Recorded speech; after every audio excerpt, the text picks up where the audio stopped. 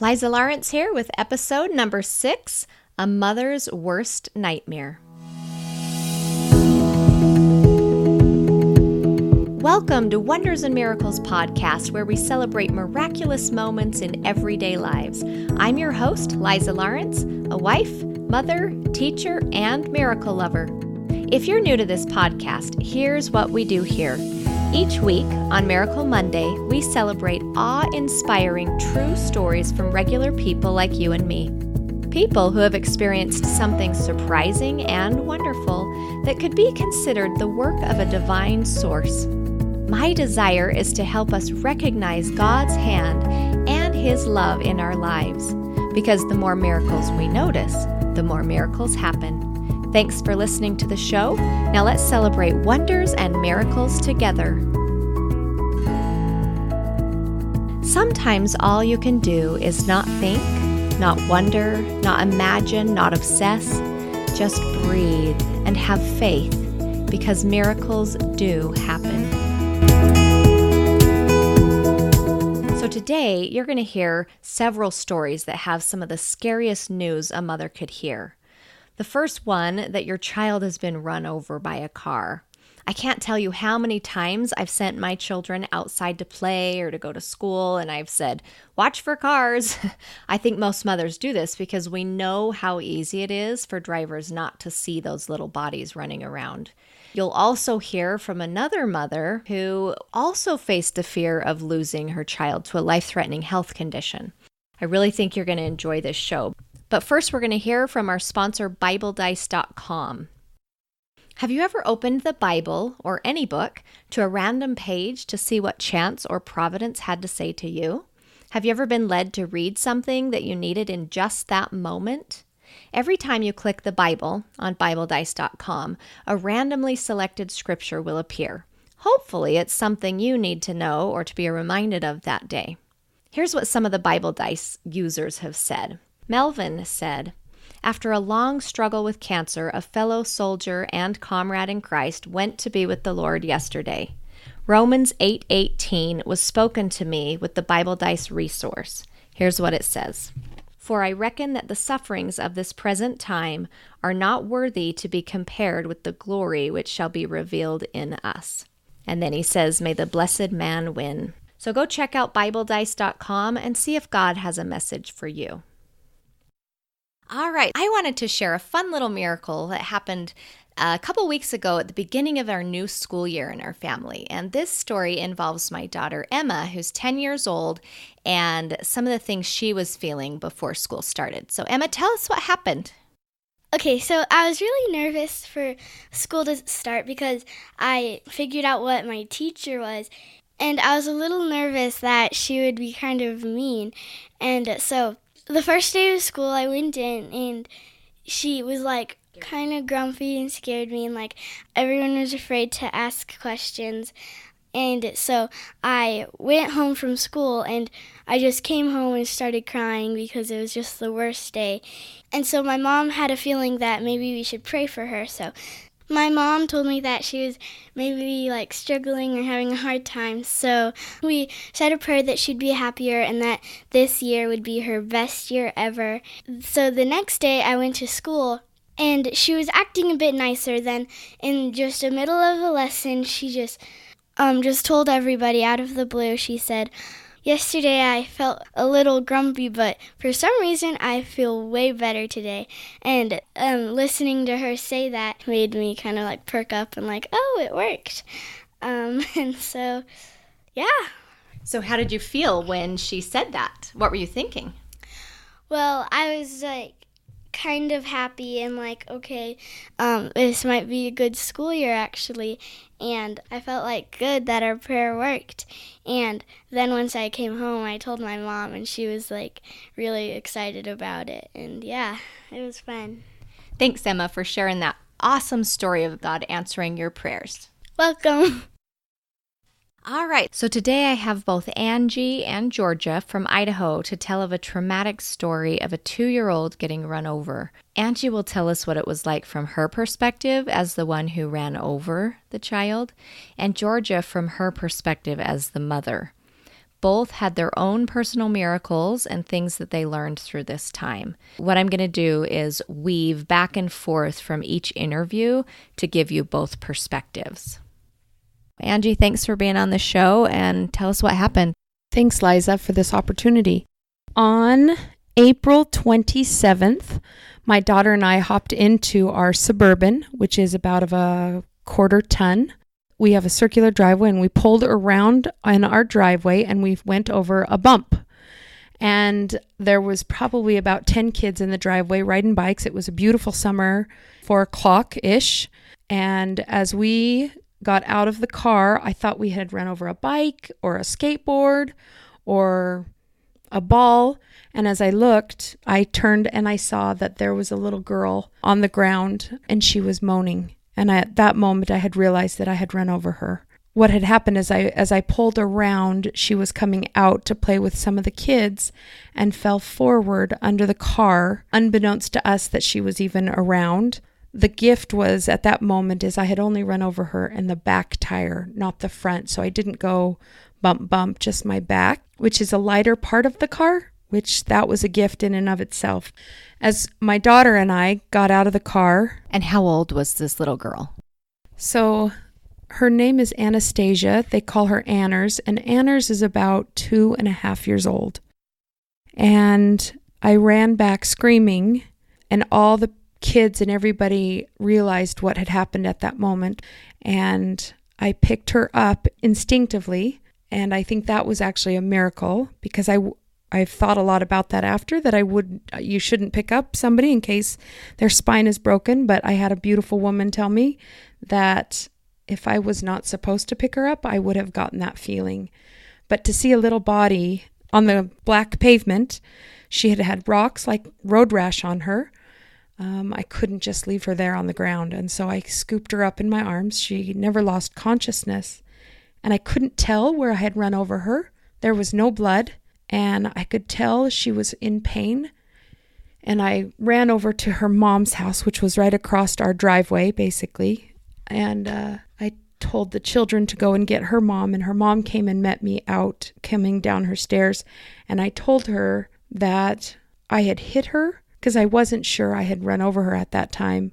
And I told her, I know she's hurt. You need to take her to the hospital and get x-rays and give her a blessing. I believe that prayer and blessings heal, and I knew that would help.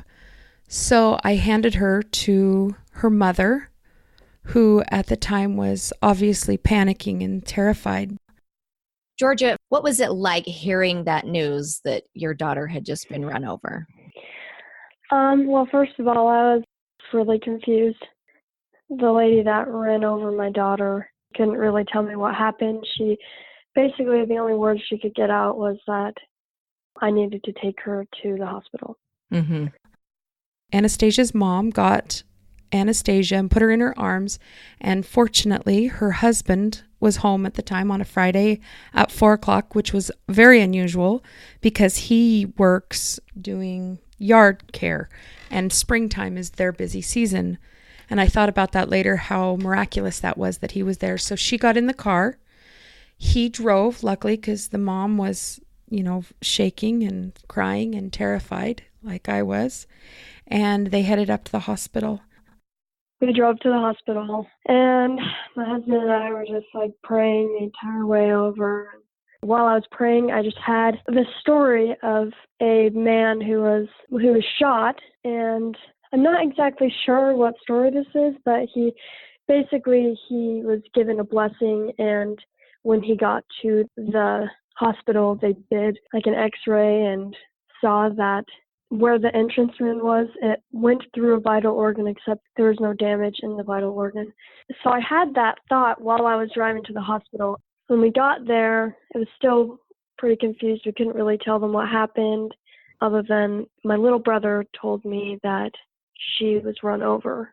Mm-hmm. Other than that, we didn't know anything that had happened. So immediately when we got to the hospital, she was hooked up to some pain meds, and they were checking all of her vitals, and she did a CAT scan and some x-rays, and they found that she had a broken pelvis in 2 different places, and they said that it looks like she will most likely need surgery on her pelvis.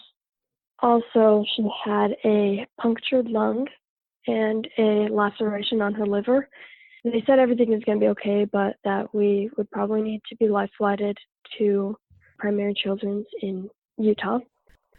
As she was up at the hospital, my daughter and I ran up there because we wanted to know where everything was at and what was going on. I had several people say that they had a really peaceful feeling to me. I did not. I was in trauma and shaking and hysterical and terrified that this little girl might lose her life and at any given moment stop breathing. And at the time, things were pretty bad. Her mom and her dad were back with her. I was in the waiting room, kind of away from the family, trying to listen. And right before they were life flighting her, I asked someone again to give her a blessing because I really believe in this power of God. And her grandfather went back and gave her a blessing. And I really think this was the changing moment of her physical ailments. Before she got on the life flight, my dad gave her a blessing. And in the blessing, he just said that, everything is going to be okay and that things are going to turn out better than they probably would have without the faith of those involved.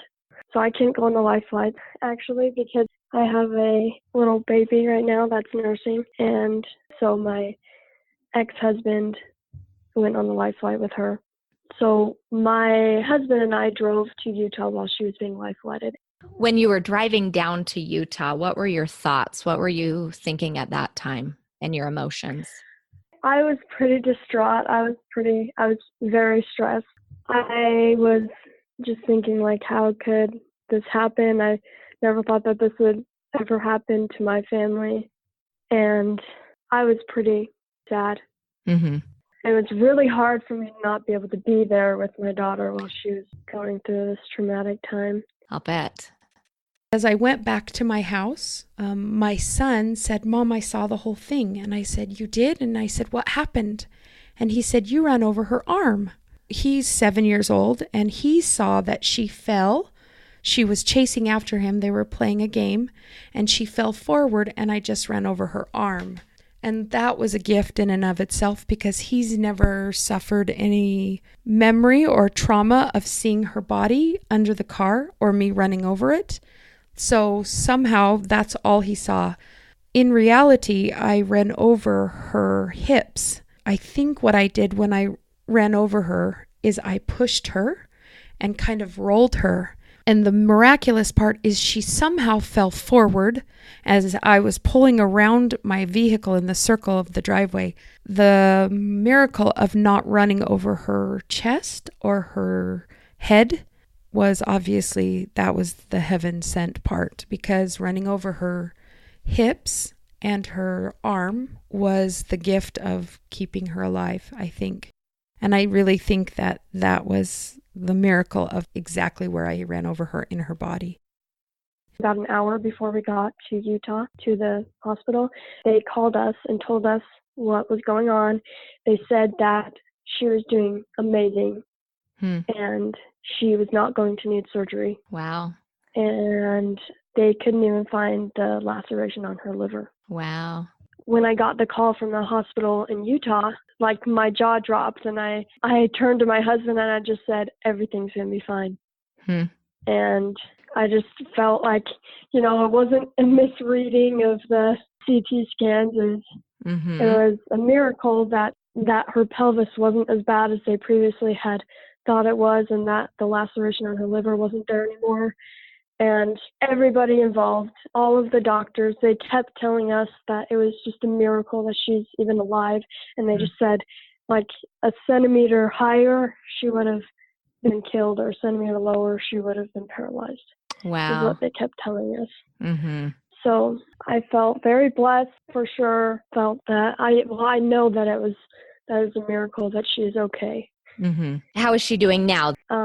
Throughout her healing, her doctors have looked at her x-rays and said she's healing perfectly, even better than they expected. And that if they had seen that x-ray and had not known that she had broken her pelvis, that they would have never been able to tell. Wow, really? Yeah. Yeah, that's amazing. Is she walking Yeah. now? Did they She's cast her? walking and running. Yeah, no, she didn't have to have any type of cast or anything. She had to not put any weight on her pelvis for I think it was 6 weeks. Mhm. And as soon as she started walking after that, she didn't have any pain with walking. Wow. And it just came very natural. It came back to her very naturally, and it's like it never happened. I think part of her healing, as I've watched it from a distance, I've had contact with her. Her generous mother has been extremely kind, and their whole family, to let me see her and participate a little bit in her coming home from the hospital, which was a gift for me because I was so worried about her physical condition and her emotional condition. But I have seen from a distance, again, the miraculous healing that she had. She came home about 3 days later from Primary Children's and had no casts, none, 0 casts. She obviously had severe bruising around her hips, and that's when I started seeing how the car kind of had hit her. She had red defined marks of my perfect tire tread that was red on the inside of her arm, so you could tell kind of where I had run over her. But the fact that she was coherent and the status of seeing her not in, a trauma unit in ICU or something, for me was just shocking. I broke down into tears. I couldn't believe the miraculous thing because 3 days later was horrendous. Have you noticed any fears? Does she have fears of cars or anything? Or She is cautious around cars now, but she's not. I wouldn't say that she's afraid of cars. So have you seen any emotional trauma from this? I think there is a little bit. Just like about a week ago, she woke up crying and told me that she had a dream that a car was running over her. Oh, So, yeah, she's just been doing better than we could have hoped. I know her healing isn't over and her trauma isn't over. I know that's something that is a part of her life, but at the same time, to have her on this earth and to just see her smile. She knows I call her the little angel because it's a lesson, obviously, for me, and she truly is a walking miracle. Georgia, how are you doing with the process as far as emotional? I'm doing pretty good. It has been very hard to have a little baby because my son is now just 7 months old, so he was about 4 months old when this happened.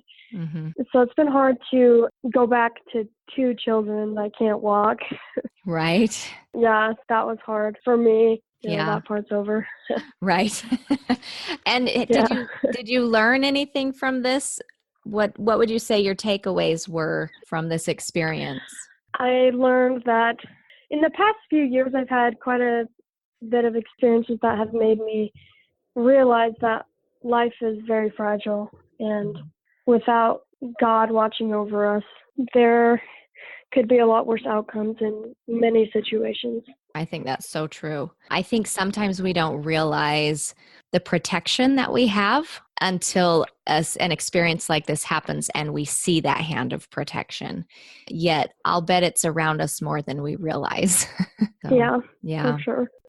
The first 3 nights I didn't sleep, and I had a dear friend stop by, and I said, I can't get past the feeling of going over her body in my car and that bump. And it was really hard to, anytime my daughter and I were driving and we went over a bump, she would scream and freak out. And we said a prayer, and my daughter's 10 years old, and I said, ask Heavenly Father to soothe that. And ever since we did, my little daughter she trusts Heavenly Father. And that's powerful for a mom. But I remember this friend saying to me, she said, you know what, Angie, it's called a firm mind in the scriptures. You need to have a firm mind. And that was a really wonderful gift to hear, because I would go to the what ifs. What if I had hit her, ran over her chest? What if I ran over her in any other parts of her body? What if I ran over with 2 tires? Things like that. What if my son had seen more what if, she gets worse, things like that. And she said, but it didn't happen. You can't go to the what ifs. And that's called firm mind. You keep your mind steady to Heavenly Father, and you trust that his process is exactly what it is. You don't go to the what ifs. And that's really helped me at that moment. That changed me from the what ifs to this is how it happened. And I'm grateful for the gifts that he gives and the miraculousness of her healing. And again, she turned 3 and she's running around. And as a mom, I couldn't be more grateful that she's here and that we can hug her and kiss her and see her giggle. And I'm just so grateful for her family that she's still here too. I hear the weight that what a burden you've carried of this could have been so different, and I could have caused a death to a family, which is such a heavy weight to carry and to bear. So I do appreciate hearing your perspective and being so real and honest in how it was and how hard it was, and yet still seeing the blessings and miracles that happened with that. Georgia, do you attribute that to the blessing, to the prayers, obviously to God, but were there things that you say, this is definitely why she had a healing? Yeah, we had a lot of people praying for her, and I feel like my faith of just feeling like there was going to be a miracle that day played a big part in that. Yeah. When Jesus healed people, he would often say, thy faith hath made thee whole. And I believe our faith plays a critical role in a lot of miracles that happen. Luckily, that night of her accident, we had sent out, I didn't, but friends had sent out a text to say prayers and put her name on our temple for our church. I truly believe it was the prayers and the blessing that she received that literally physically changed her body, and I think made it better. I had lacked a lot of faith at the moment.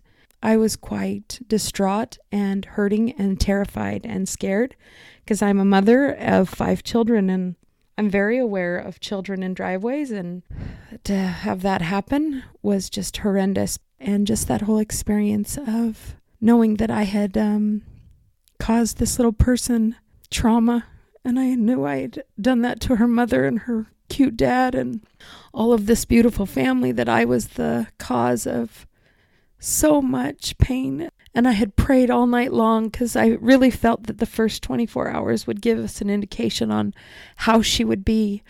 And I asked Heavenly Father to anything that I could do to help with that, and just my lacking faith, that if he could help my unbelief, that he could help her and heal her. He heard prayers. That's the truth. It's increased my faith, even though it's made me question my faith, and it's made me trust God more. And I wish it wasn't my trial to learn that. And I know that his hand is real. Boy, is it real. And I'm so grateful for people's prayers and their faith.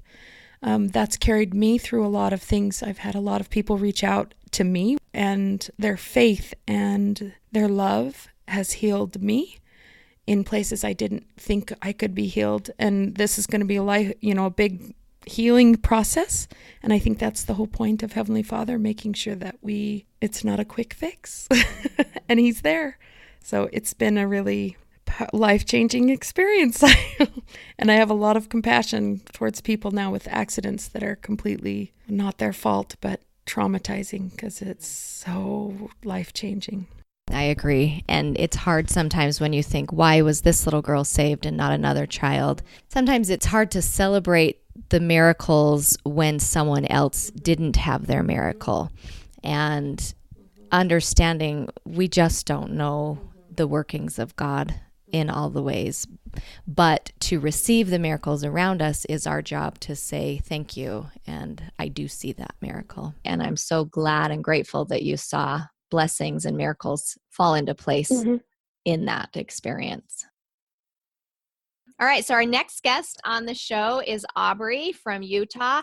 And this is a story that happened a couple years ago with her child. So Aubrey, thanks for being on the show, and tell us about your story. Tell us what happened. Thanks, Liza. I am excited to share this story, actually. It was really difficult at the time. But even in the moment, the memories I have of this experience are kind of bittersweet. It was a really powerful one for me. I was pregnant in 2015, and it was my second child, and everything appeared to go normally. The birth and delivery were completely normal by all accounts, and we moved to Utah shortly after my baby was born. And that following spring, I started noticing my son next to other babies. And I noticed that his reactions were different. He just didn't seem as active as other children. And, you never want to compare children because I was a really active baby and my brother was more cuddly. So I figured maybe it was like that. Like temperament differences. Exactly. That I didn't necessarily think anything was wrong, but I distinctly remember talking with another mother, and her baby was 9 months old, and looking at her baby and my son. And how old was your son then? He was also 9 months old. Okay, they were both the same age. Yeah. And looking at the two of them, that's when I started to feel like, something isn't right. Something is different about my son, Andreas. And right about that time, my husband came to me and said, I get the feeling that something really good is coming for our family. Oh, interesting. Like, something good is coming. And it was the end of the school year. Then he was a teacher. I said, you're right. School year's ending. And I didn't think a lot about it. Then one night, Joseph brought Andreas to me to nurse. And the baby, his eyes were bulging and his skin was pallid gray. And he was shrieking and writhing with his hands. And it was very obvious that he was in mortal peril. Like he was dying. Wow. So I unfortunately had bronchitis. And so I know good times, right? When it rains. Right. But my husband jumped in the car, and miracles of miracles, the job he had happened to get, we were living 15 minutes from a trauma center. And before, we had been living in an area where hospital care wasn't, it was there, but for Andreas's condition, he probably would have died without appropriate medical attention. So my husband rushed the baby to the hospital. So miracle number one is that the hospital was there to begin with. Miracle number two is the hospital tech looked at him and said, I think we should do a CAT scan. They noticed his fontanelle was bulging, and to make a long story short, he was diagnosed with hydrocephalus and life-flighted to Primary Children's Hospital. In Salt Lake City, right? Exactly. He arrived there, and it was a couple of hours. I really had to come to grips. Where were you at this time? Were you at home because you were sick, or were you now at the hospital? Yeah, I was at home because we had another child, and I was with her. And I was also just sick and throwing up and bawling, and it seemed like a lot. It seemed really heavy. After several hours of just kind of wrestling in the anguish of having my son taken from me, I felt like I don't normally get really clear, distilled impressions. The one I got that night was, if I need to take him, can you let him go? How did you feel when you received that? I was a little bit floored. That's kind of the last thing you want to hear. You want to hear the miraculous recovery and the comfort in the moment and the, well, I don't really want my baby to go kind of thing. Right. And I had to come within my own soul and say, yeah, if he needs to go, then he can go. Wow. And it was hard. I know no mother wants to make that choice, or that even have that be a choice. But the fact that you had that be a choice must have been very, very difficult. Yeah. I don't normally just break down and cry, but I think I bawled for several hours. I was so worn down from being sick, and the horror of having my baby taken from me, and this horrible medical problem. And my husband tried to keep me abreast with things as he was running scans and, doing everything with the doctors. But it was a really tough moment. Fortunately, a little bit after that, miracle number 3, the doctor who was on call that night happens to be the leading expert in hydrocephalus in the Western United States. Wow. Exactly. Yeah, it was pretty cool. So he came in and looked at the scans, And he said, I know how to fix that. It's going to Wow. be okay. Oh. And there was an experimental surgery that they did. So miracle number 4 was, even though he had hydrocephalus, the normal procedure is to have a shunt. And that requires a lot of medical follow-up throughout the rest of the patient's life, which, I mean, it's a blessing that they're still alive, but it's also a lot of extra surgeries and a lot of follow-up appointments, stuff like that. Mm-hmm. And Dr. Kessel knew exactly what to do and was able to clear the blockage. But it was a really powerful experience for me to have that doctor there at the right place at the right time. And the recovery process, just everything fell into place where we just had the help that we needed when we needed it. Mm-hmm. And things would just pop up. Like someone would say, oh, I have this day off. Can I take your daughter and you can spend your time with your son? Or, hey, I have these extra resources. Could you and your husband use them? And it was really powerful.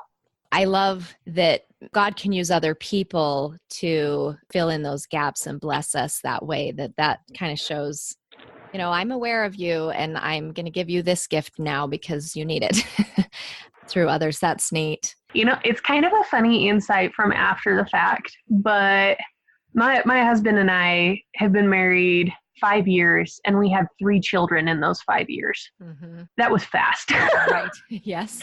I mean, I'm sure that's obvious just from the numbers, but I felt like it was fast. But with every one of our children, I felt like they needed to come when they did. I mean, at the time, it really didn't make sense to me. And only in the last 6 months, I was talking with one of the health professionals, a speech pathologist. And she just commented and said, you know, it's really fortunate that you have your children the way you do. And I said, why? And she said, well, your daughter is very active and very vocal and very social. And because she and your son are so close in age, Mm-hmm. she's been his speech model and his social model. So he's not behind with each or social because he's had her 24/7. Then his little brother is close to his age and they're starting to be physical models. Like they're helping each other to learn how to do things with hands or with walking or crawling.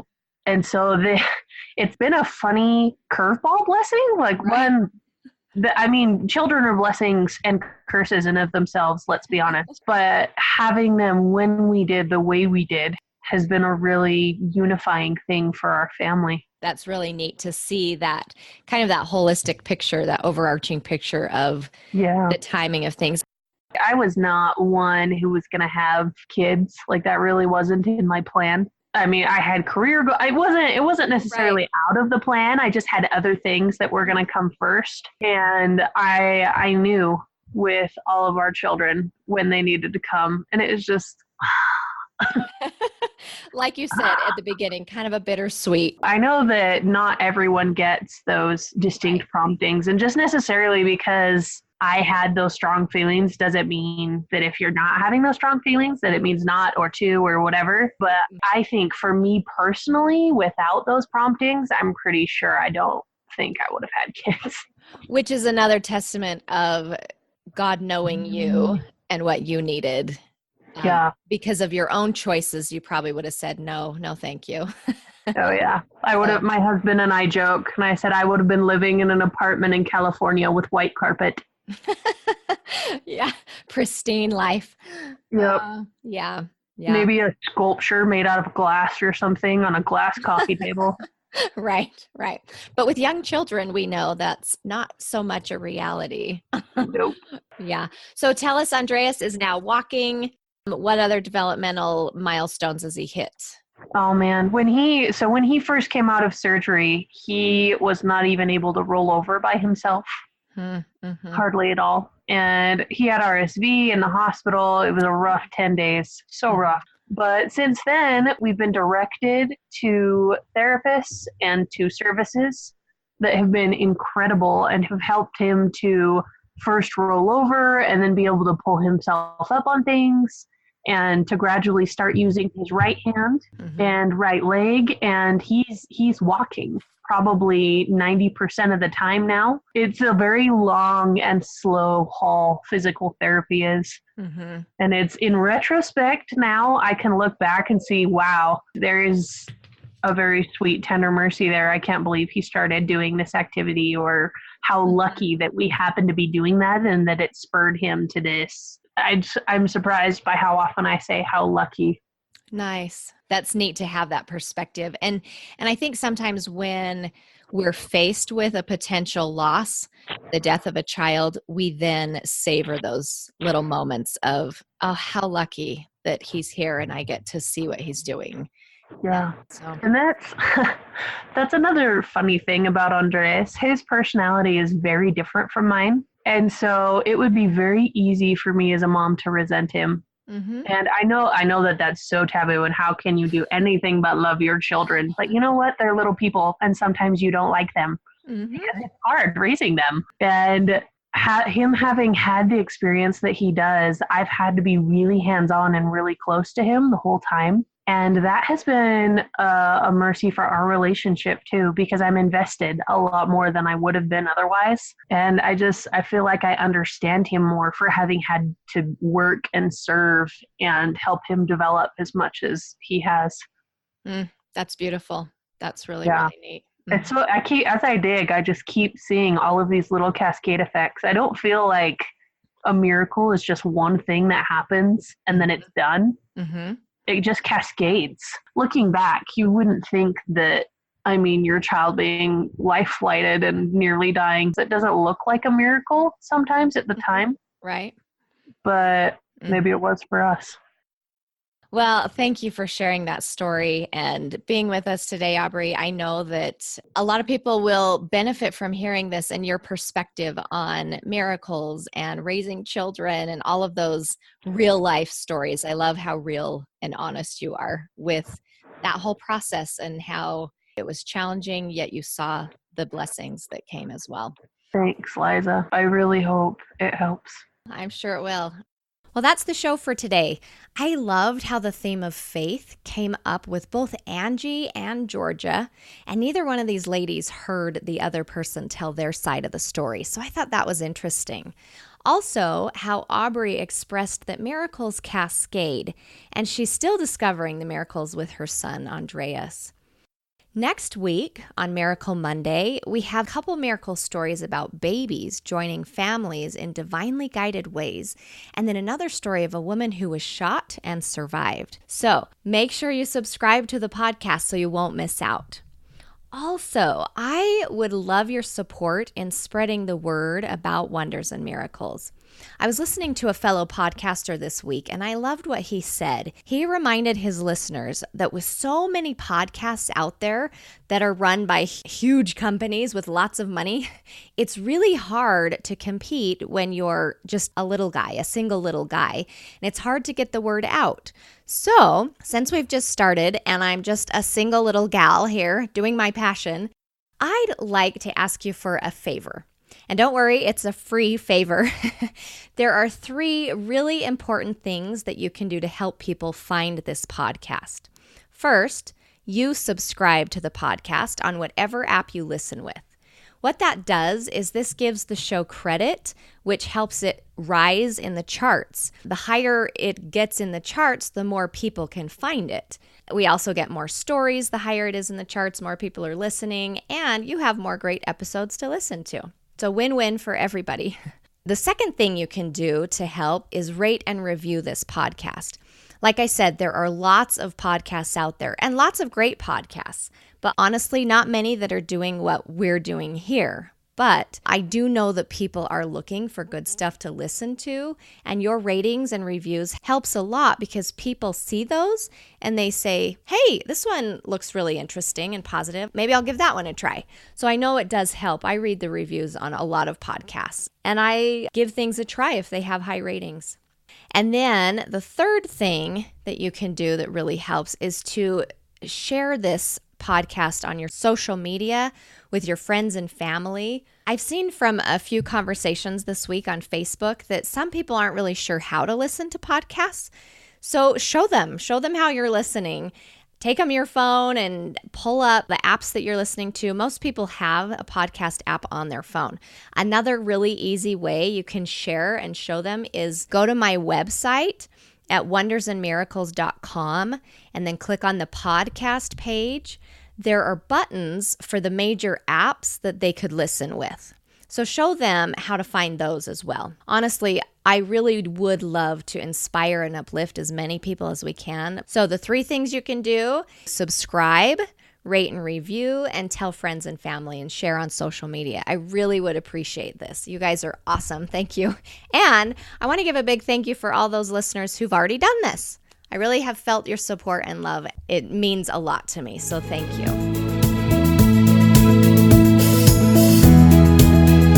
Sometimes all you can do is not think, not wonder, not imagine, not obsess.